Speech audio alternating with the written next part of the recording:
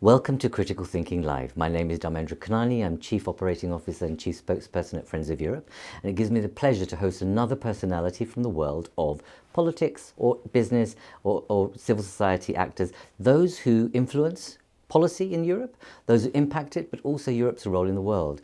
Today, I have the real pleasure to have in the studio with me Dr. KP Sandhu, who's Head of Strategic Affairs at TCS Cybersecurity. Very warm welcome to you. Thank you, Dharmendra. KP. Tell me firstly, in terms of the role you play at TCS, which is a global firm, has a huge footprint in Europe and the world, and is increasing its market share in what it's doing. So you know a lot about the impact of the development of cybersecurity issues, and particularly AI security. From what you're experiencing and noticing, why are these issues more important than ever in the global context and for Europe? Why AI is so important is because it's such a transformative technology and is bringing so much of change to enterprises, right? It has the ability to completely transform areas like customer service operations, is being used to generate automated code, and enterprises are very rapidly moving through use cases from assist to augment to automate, right? To transform businesses. But there is no central governance. There is no visibility of adoption of AI and governing it from a security standpoint. So as a result, it's leading to a lot of shadow AI inside organizations. AI which is not governed, AI which is not being monitored, which doesn't have the right security governance around it.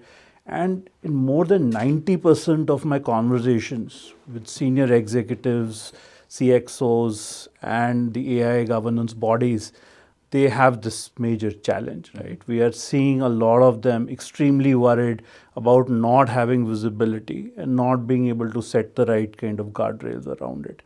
The other major aspect which creates this adoption without right controls very scary is the fact that there is this sense of not having the right guardrails and controls around this attack surface. It brings a whole new attack surface. Attacks like inference attacks, poisoning attacks. They can be caused to create misinformation, generate bias, hallucination. So all of those newer attacks which could impact your brand, your regulatory compliance issues, erode trust, and bring in a lot of challenges in terms of your overall responsibility towards not only your stakeholders, but the society at large. So I think all of those challenges together make it a formidable task to be able to secure this attack surface. I think I have sleepless nights at night. Indeed, because we worry about physical war, as in across our borders. Yet this has the potential to bring war into our homes, into our services, into our structures, in every part of our society. So before we turn to what we might do about this, say a little bit about the adoption of generative AI in Europe and what the particular security challenges it brings. Well, so AI is being rapidly adopted across Europe, right? We are seeing an IDC quotes. IDC says that almost 30% of European companies today are already using AI in some form or the other in their organization. They're taking them to production environments, right? And I already told you about the risks. And over the next couple of years, that is going to rapidly increase to almost 40%, building in serious use cases of autonomous AI, right? And over the next 5 years, we anticipate that the amount of spend on AI is going to be in excess of $133 billion at a growth rate of CAGR of 30% or more. I think those kind of stats in terms of the growth of AI and its rapid adoption, without the right kind of security by design approach, inadequate governance, inadequate risk mitigations, not enough visibility, creates for a very, very scary scenario. So let's move to the evolution of regulations and legislation that's now within Europe, right? You've watched it, you've seen it, and it's like it introduced GDPR. It's trying to set a standard of how you create safe data. In that case, in the case of GDPR, but in terms of what's your view on the way in which Europe is responding through regulation in creating trustworthy AI? Europe is setting the standard. I think they've set the benchmark, and I think what the EU AI Act is going to do for AI is exactly what GDPR did for data privacy globally, right? All countries followed in suit. So Europe today has set up a very strong framework in terms of how do you regulate, how do you mitigate risks. It's just a question of bridging the gap of whatever is set in terms of policy to bring it down to operationalization. I think those are the key areas that we need to focus on. So the EU AI Act combined with the GPAI is something that has given a lot of impetus to how do you manage risks around AI really well. I think they've touched all the right points. We're focusing on inventorizing of AI systems, classifying them, being able to mitigate risks in those kind of systems. So I think the structure is already there. They've set the tone. You actually are one of these people who are saying that the regulation is not too much, it's just right. In fact, I think it's not enough, if you ask me. For emerging areas like agentic AI and areas where more autonomous systems are going to come, I believe there's a whole new set of risks which were not looked at while the EUAI Act was being formulated, right? And it need not necessarily require an upheaval. It needs an addendum of sorts to be able to operationalize for those kind of risks. I think as a policy, it sets the right tone. It's got the right kind of coverage, but it needs to be appended to cover certain new areas of focus and also bring in the right kind of controls for emerging risks. KP, you referred to agentic AI. It's not a phrase that I'm too conversant with. I'm sure most of our listeners and viewers will know about it. Could you just bring it to life? What does it mean in everyone's daily life, or how it will be used in industry? Sure. So I mentioned the automation continuum earlier, right? So where use cases are broadly categorized into three major categories. So you have assist use cases, you have augment use cases, and automate use cases. So as Gen AI does normal assist tasks, right? Summarizes document for me. It can go on to do augment tasks where summarizes document for me and then send it to 10 people, right? So if I was supposed to send it to 10 people, now AI does it. Now automate means that it can go to the next level and say, continue that conversation with those 10 people on my behalf, right? And it's being done now. So we are seeing systems that are automatically generating code, accessing data in multiple areas like SharePoints, websites, those kind of areas, consolidating that, acting on it, analyzing it, and modifying business operations, right? So agents which can define their actions, plan them, and act autonomously on them are agentic by nature. This sounds very scary. It feels like we're in the Matrix or something in a kind of Netflix movie. And it makes me think, when you explain that concept of what agentic AI is, how can we possibly control it?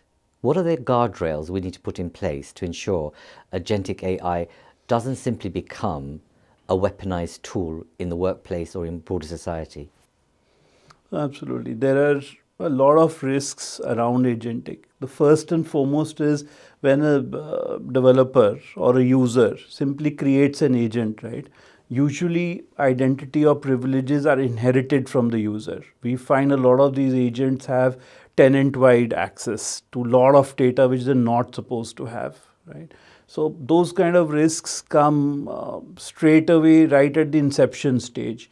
Their additional risks include agents can become goal-oriented, right? Which means that, like you said, in the Matrix, I want to quote the Terminator movie, right? So that machine had its own will and it had a goal and it went to any any kind of extent to achieve the goal. Anthropic, about 2-3 months back, released some research where an agentic system was threatened to be shut down by its owner.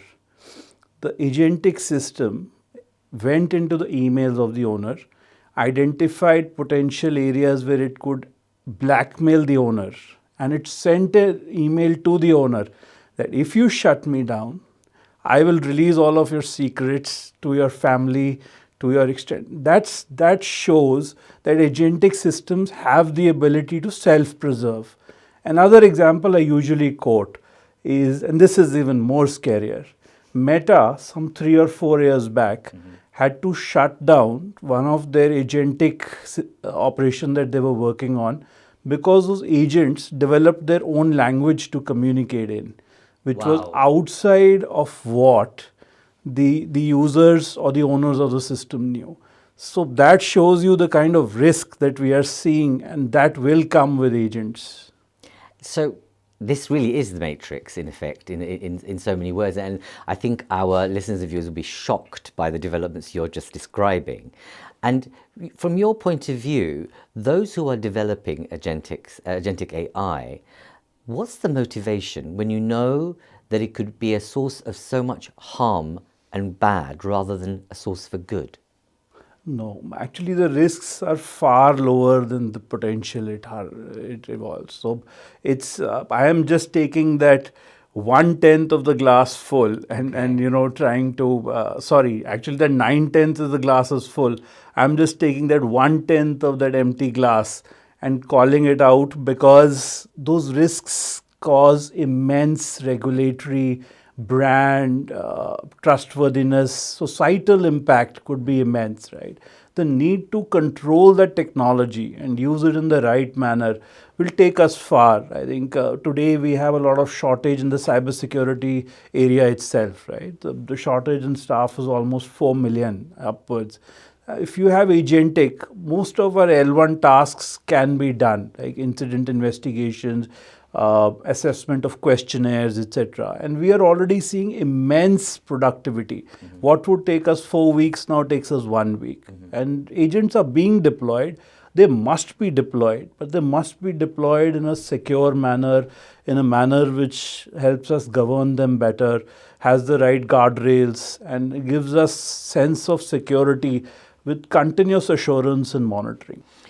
What worries me and what we've experienced from the past, let's say 10, 15 years in the development of digitalization, AI, and cybersecurity is the inability of lawmakers, people who are in government and governance, don't have the capacity, the expertise, or the know-how to understand the negative impact, let alone how you craft regulation to deal with this. I understood you took the 10%, the high risk element, but what we know from society as of now, we are seeing in Europe the types of cybersecurity attacks from, let's say, malevolent actors that are creating mayhem in our airports, in our banking system, in our hospitals. Just imagine if this were in the hands of some of those actors, when it's totally unregulated, the harm it can do to a local place, even a government and a nation state. How do we make sense of this? What's your message to people in lawmaking in terms of learning from where we've just come from and where we are right now? Absolutely. The key message is we need to treat this as a new class of threats, right? This requires a new sense of thinking in terms of the right governance that you apply.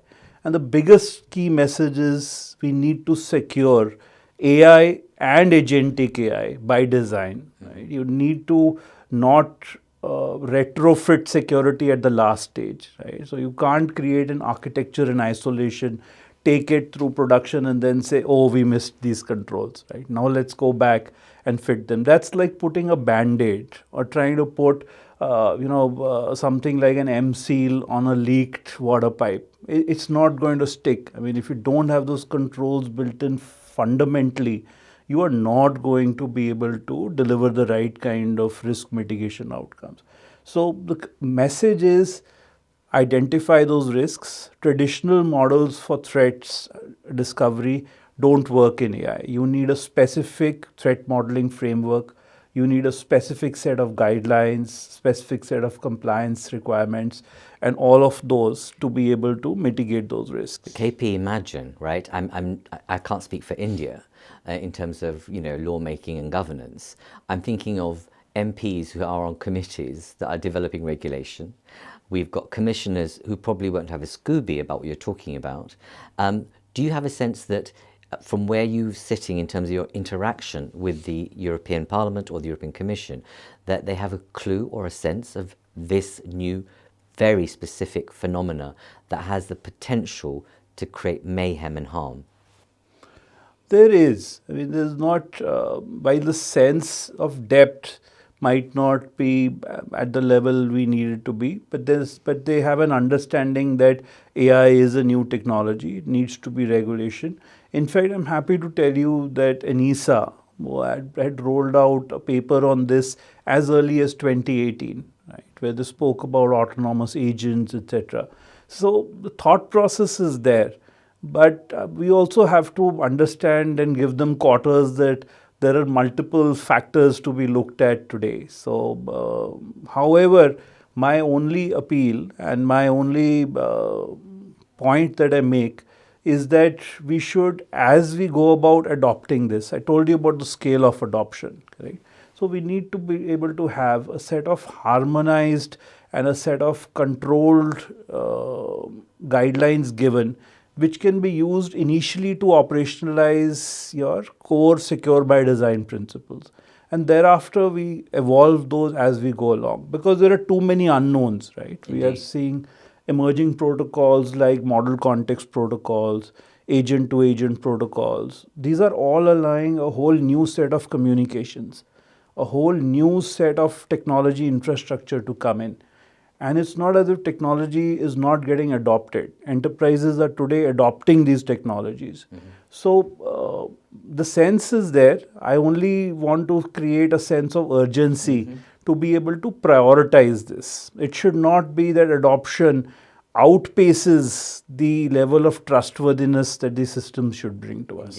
Indeed. And so, like, as Tata Consultancy Service, you are a B2B, business. What's your sense of the response to this kind of approach that you're describing? Are you the ones who are really leading on the concept, but also the assistance on security by design? We are, and I'm very happy to say we are. And this has been not only recognized by the likes of leading analysts or our customers or the wider stakeholders whom we engage with. It's generally in forums wherever we speak, and the way we are approaching most of our customer engagements, right, where we are helping them set the right kind of governance, create the standard, the policy, implement the controls, adversarial testing of these systems, and then continuous monitoring. So much so that we are now working on platforms with partners where we are able to brokerage the interactions of these agents. Like, agents should not be allowed to engage with data sources independently without any monitoring. There has to be a middle layer which brokers each of those transactions so that you can in real time prevent any kind of control deficit, right? In case an agent becomes autonomous, or it shows excessive agency, or it colludes with other agents, all those can be cut down at the brokerage layer, right? The mid layer. So I think those are the kind of controls that we espouse. And it's not like we are solely leading the charge. Sure. We are seeing a lot of leading organizations like the Cloud Security Alliance, the OWASP, NIST, have all put out some brilliant thought process and papers around how do you threat model agentic AI, how do you red team them, how are you building the next set of controls around them. So what we have done is combined all of them and put together our industry experience and best practices and tried to create a contextualized approach, which is more of a plus or a delta, which kind of gives us the right oversight for agentic. Thank you, KP. I suppose there's nothing that you're saying to me that's filling me with joy or assurance. That's not about no. That's not about you. It's about my concern about the gap in governments picking up this agenda, understanding its potential impact, and being able to be agile in their regulatory purposes and frameworks to be able to catch something which sounds very, very dangerous. Let's move to security framework adoption of AI. You know only too well what that means in terms of organizations adopting the appropriate level of risk management on AI security frameworks. So what's your sense of that adoption quotient that sees the benefits beyond just compliance, but is also helping to enable organizations to deal with emerging security threats? Sure. Again, I'm happy to state that at least enterprise who are large and some of our more prominent customers are focused on contextual risk adoption, right? The frameworks. What does that mean for our listeners and viewers? So what it means is that your risk framework at a high level remains the same, right? So if you have a data breach, you could have it through IT systems, you could have it through agentic systems, right? So if you have an unavailability of a system, it could happen through general ID systems or it could happen through AI. So at a very high level, your risks still remain the same. It's just the compromise vectors and the threats that exploit those vectors become different, right? So in agentic AI, like I said, it could be excessive agency, where an agent tries to exceed the privileges you have given it, or it could be collusion of agents together to try and subvert. So that framework needs to get extended to be able to cater for these newer advanced threats that we are seeing. And I'm happy to state that most organizations today have started that process of at least assessing where they stand. Where the scary part is that the stakeholders who are doing that, they actually don't have visibility of what business is doing, right? So while you might centrally be assessing and setting up the controls, somewhere in some part of the globe, some guy is thinking ChatGPT is a great idea and it's going to transform my business. And he's taking a subscription of either Copilot Studio or Google Agent Space or some low-code, no-code platform and creating agents to automate work without the central governance and visibility. And that's where that attack surface becomes scary.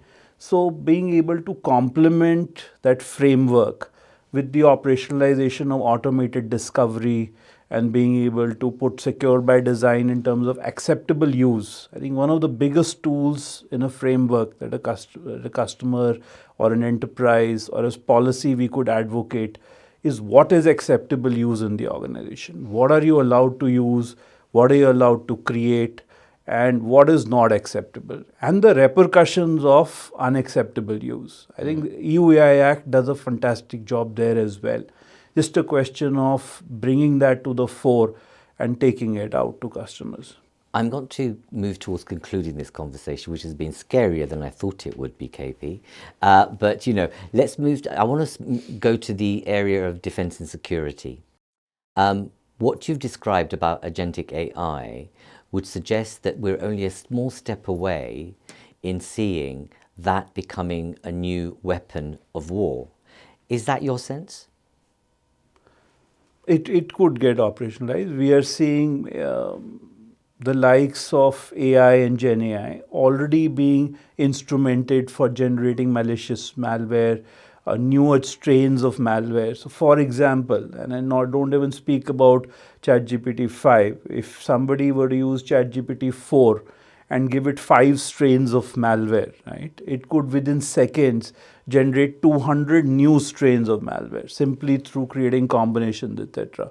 And today we are seeing AI-based malware, which is polymorphic by nature and has AI-related strains on it, right? Polymorphic means shape-shifting. So as it goes into an environment, it is able to sense what server it is landed on and how it can reenact all of the communication protocols or lay low and live off the land, right? So to speak, blend into the environment like a chameleon and stay there.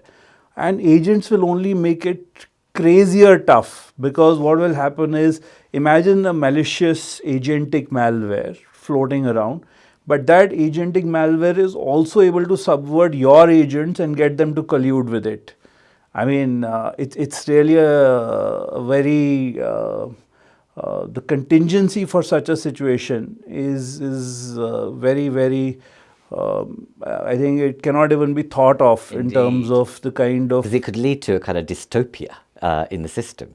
And, for our listening viewers, you use the word shapeshifter. Most of you have watched Netflix, you know what the shapeshifter is, but this is actually in a kind of digital context. I want to conclude, and hopefully it can be a optimistic note, but I doubt it. But in terms of looking ahead to the future role of regulation and frameworks for AI governance, what do you see happening? And so generally, what your sense is of where we're going with the governance, but in particular, who can actually control things like agentic AI when it appears to be borderless, without any national accountability, and very limited ability of governments to track it? I think again it has to be a concerted effort. It's not something that can be, like you said, it cannot be the responsibility of an individual government or an individual body. There has to be a collective effort, and I think security has always been that, especially in today's globalized ecosystem where you're seeing a lot more supply chain threats, right? Supply chains are integrated. You've got such tight networks. You've got risks that emanate from almost every corner of the globe, and which can impact your enterprise. So it needs to be a collated, concerted effort, saying that this technology needs to be reined in this manner. And that's the reason for that is also because there is something called artificial general intelligence, right? AGI, where AI is supposed to reach sentience, right? Which implies that it generally becomes smarter than humans, right? And AGI is a concept that needs to be globally regulated from a societal impact perspective, because otherwise it could lead to a stage where machines will actually be fighting humans for supremacy, and we might be get into a Terminator kind of a situation. So I don't want to end at that scary note. I still feel give us a that happy note. What is the kind of what's the kind of the upside of some of this, if there is such a thing as an upside from agentic AI and AGI? Yeah, so my view is that agentic, when controlled, is also the solution to the problem, because Gartner calls something called guardian agents, right? And guardian agents are nothing but agents that control agents, right? So the same technology that we are talking about in such a disastrous manner can not only give us immense productivity, where we could let operations run autonomously. An agent could create profiles of customers, service them perfectly in a standardized manner. Every operation you handle to it will be efficient, effective, standardized, right, to the greatest extent. And then if it is controlled and put under the operations of a guardian agent, you would then be able to control and manage each of those agents. So multi-agent systems should have maybe a guardian agent sitting on top of them, controlling that entire environment and driving the right kind of outcomes. Thank you. Who'd have thought, in a conversation with someone who's the global head of strategic initiatives for cyber security in TCS, we're talking about sentience, shapeshifters, and guardian angels. It is pure matrix. But I hope that what you will take away from this is that we all need to be alert.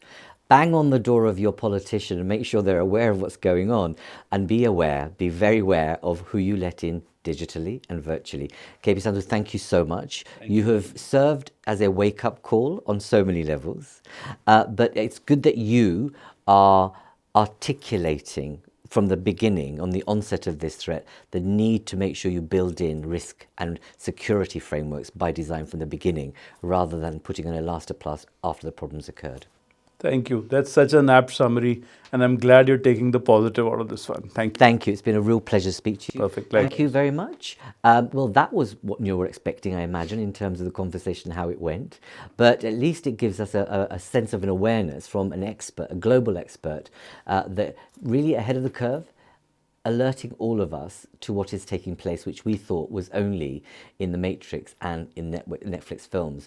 But hey, there you go. This is the reality of our times. Thank you for listening and watching.